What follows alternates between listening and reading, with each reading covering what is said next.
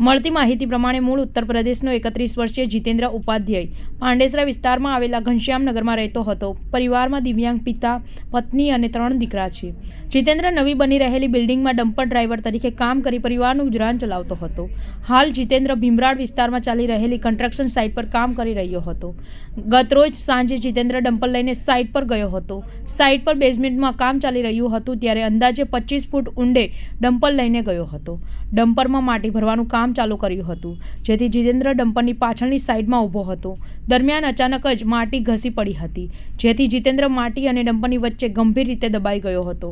ઘટનાની જાણ થતાં સાથી કામદારો દોડી આવ્યા હતા અને ભારે જહેમતે જીતેન્દ્રને બહાર કાઢી હોસ્પિટલ ખસેડાયો હતો.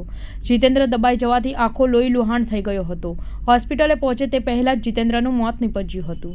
જીતેન્દ્રના મોતને પગલે પરિવારમાં શોકનો માહોલ છવાઈ ગયો હતો. પરિવારજનોએ જણાવ્યું હતું કે કન્સ્ટ્રક્શન સાઇટ પર આ ઘટના બની છે. જીતેન્દ્રને પરિવારમાં 3 દીકરાઓ છે, જ્યારે પિતા દિવ્યાંગ છે, તેથી તેમના પરિવારનો આર્થિક સહારો ગુમાવ્યો છે.